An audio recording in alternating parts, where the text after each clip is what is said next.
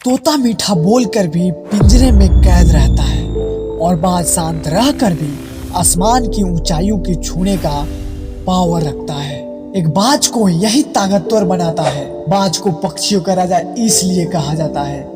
इसलिए कभी जिंदगी में प्रेरणा लेनी हो तो बाज से लेना, तोता से नहीं। चलिए जानते हैं सबके लिए फायदेमंद इन लर्निंग के 7 पॉइंट्स को।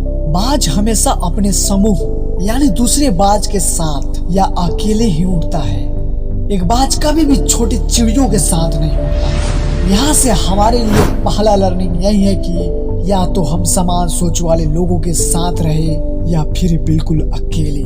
कभी भी छोट सोच वाले व्यक्ति के साथ रहना नहीं चाहिए, क्योंकि आप भी उसी तरह उसी व्यक्ति के व्यवहार से ही ढलते चले जाएंगे और आप भी छोटी सोच वाला व्यक्ति बन के रह जाएंगे।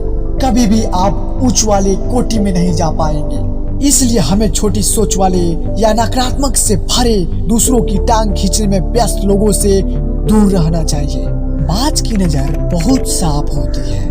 वह 5 किलोमीटर दूर से भी अपने शिकार को देख सकता है और वह सभी बाधाओं के बावजूद अपने शिकार पर तब तक नजर गड़ाए रखता है जब तक कि वो उसे हासिल न कर ले। और इस सीख से हमें भी ये पता चलता है कि हमें भी अपने लक्ष्य को पाने के लिए ऐसे ही दृष्टि से देखना होगा। बाज निडर होता है। वह अपने शिकार के आकार प्रकार या उसकी ताकत से नहीं डरता। वह अंत समय तक अपने शिकार को अपने वश में करने के लिए लड़ता है और जीत कर ही दम लेता है।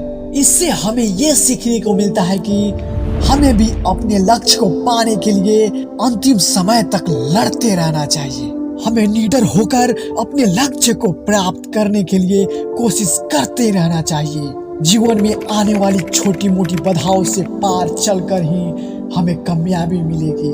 दोस्तों, एक सोच ये भी है कि जीवन है तो समस्या भी रहेगी। परेशानियों से भागना नहीं है। परेशानियां चाहे कितनी भी बड़ी क्यों ना हो, लेकिन एक योद्धा की तरह हमें उससे लड़ना चाहिए और उससे जूझते हुए उससे पार करना चाहिए, ना कि घबराकर हाथ पर हाथ धरकर बैठ जाना चाहिए। समस्याओं से पार जाकर ही हमें सफलता मिलेगी। बाज का इरादा बहुत मजबूत होता है। जब आसमान में काले काले बादल छाने लगते हैं, तेज हवाओं के साथ बारिश होने लगती है, तो जहां बाकी पक्षी पेड़ की टहनियों के नीचे अपने घोंसले में छुप जाते हैं, वही बाज उन्हीं तेज हवाओं के सहारे इतना ऊपर की बारिश उसे परेशान ही न कर पाए।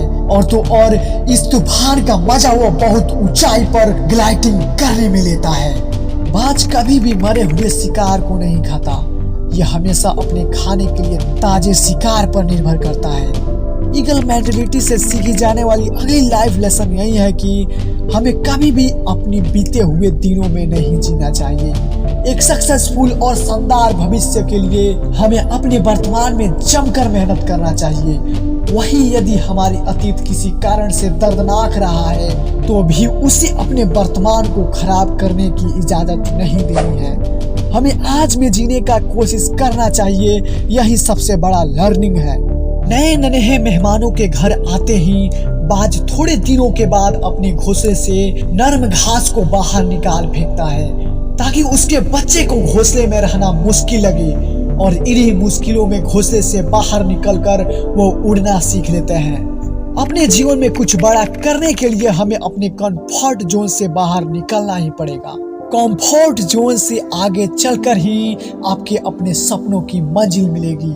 बाज अपनी चोंच से अपनी भारी पंखों को नोच फेंकता है, अपने पंजों और अपनी चोंच को पहाड़ की सिल्लाओं पर पटक पटक कर तोड़ लेता है और तब तक उसी निर्जन स्थान पर छिपा हुआ रहता है जब तक कि उसके नए पंख, उसके पंजे और उसकी चोंच ठीक से ना निकल आए।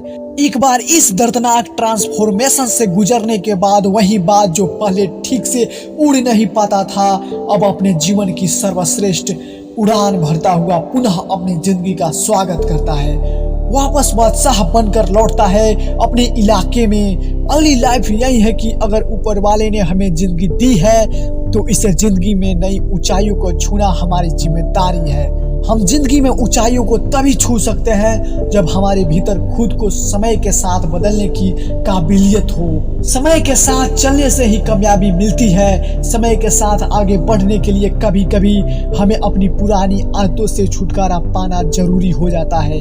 चाहे यह काम लाख मुश्किलों से भरा हो, लेकिन यह बदलाव खुद की सक्सेस के लिए जरूरी हो जाते हैं और हमको इसी बेझिझक और मजबूती से खुद पर अप्लाई करना चाहिए ताकि हमें सफलता की राह पर आगे बढ़ते रहें।